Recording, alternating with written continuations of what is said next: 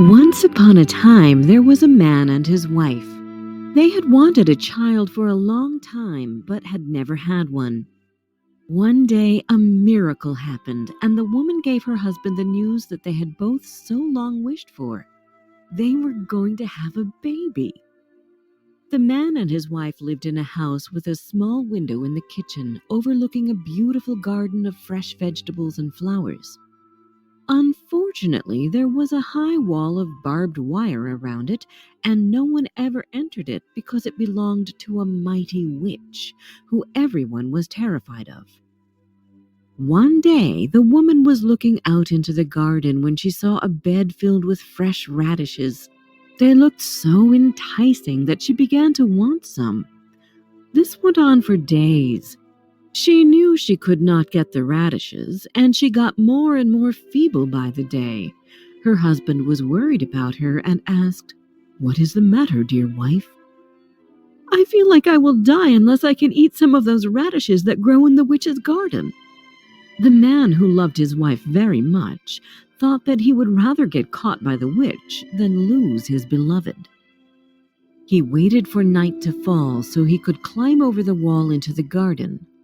Unseen by anyone, he quickly plucked a handful of radishes and took them to his wife. She made a radish salad and ate to her heart's content, but it tasted so good that the next day she longed for twice as many as she had before. The man had to climb over the wall again if he wanted his wife to feel well. So he went at twilight again. As he was climbing back, he saw the witch standing in front of him. He was terribly frightened as she cried, "How dare you climb over into my garden and steal my radishes?" "Please don't judge me too hard," he answered. "I did it for my wife. She saw your radishes out of the window and started longing for them so badly that she would have died if she could not have had some to eat." Then the witch said, "If this is the truth, you may have as many radishes as you like, on one condition. You must give me your child. I will raise it like my own." The man was so scared that he promised the witch whatever she asked for. When the time came, the child was born, and the witch appeared. She gave the child the name Rapunzel, which means radish, and she took her away as she had threatened. Rapunzel grew more and more beautiful with every passing year. On her 12th birthday, the witch locked her up in a high tower in the woods. The tower had neither stairs nor a door, but only a small window above. When the witch wished to be let in, she would cry, "Rapunzel, Rapunzel, let down your hair." Rapunzel had beautiful long hair which shone like gold and which no one had ever cut. When she heard the voice of the witch, she would loosen her plaits, let her hair down until it touched the ground so that the witch could climb up. They lived that way for years. Rapunzel's beauty was locked in the tower away from the world outside. Then one day, a prince was riding through the woods and passed by the tower. He heard a voice singing so sweetly that he stood still and listened. It was Rapunzel, who felt lonely in the tower and would often spend her time singing. The prince wanted to meet the girl who sang so beautifully, but he couldn't find a door to enter the tower. So he went back home, but he couldn't forget the girl's voice.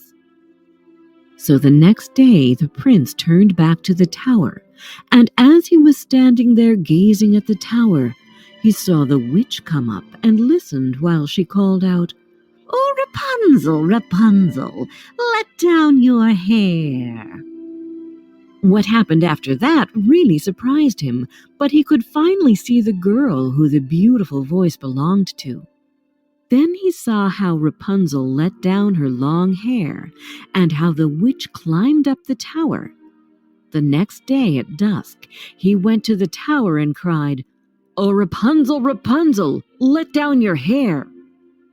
She let down her hair, and the prince climbed up. When she saw that a man had come to her room instead of the witch, she became really scared. But the prince began speaking so kindly and told her how her singing had entered into his heart and how he could have no peace until he had seen her. Rapunzel forgot her terror, and when he asked her to be his wife, she thought to herself that he was young and handsome and that she liked him much better than she liked the witch. She put her hand into his and agreed to leave the tower with him. She said, "I would go with you, but I don't know how to get out. When you come, bring a rope each time, and I will make a ladder. When it is ready, I will climb down from the tower, and you shall take me away on your horse." They agreed that he should come to her every evening as the old woman came in the daytime. So the witch knew nothing of all this until one day Rapunzel said to her, "Mother Gothel, how is it possible that you climb up here so slowly, and the prince climbs up in a moment?" "What is this I hear?" the witch cried. "I thought I had hidden you away from the world, and you have betrayed me." In her anger, she cut Rapunzel's beautiful hair and took her to a desert place, where she left her to live out her days in great misery.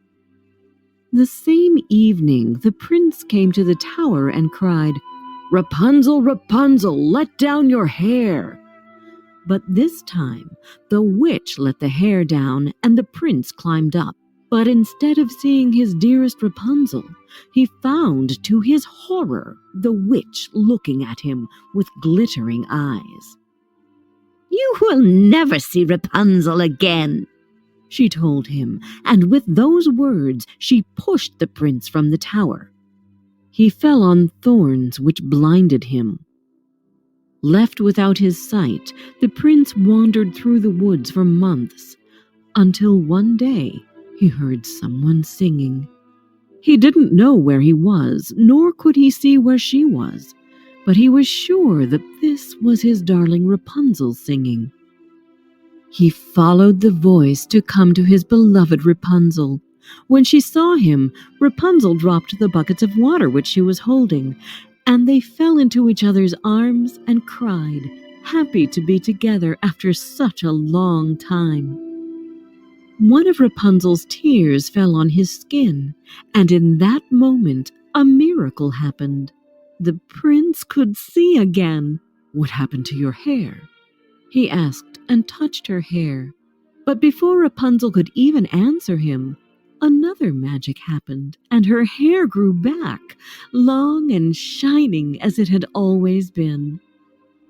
Then the prince took her to his kingdom, where he was received with great joy, and there they lived long and happily.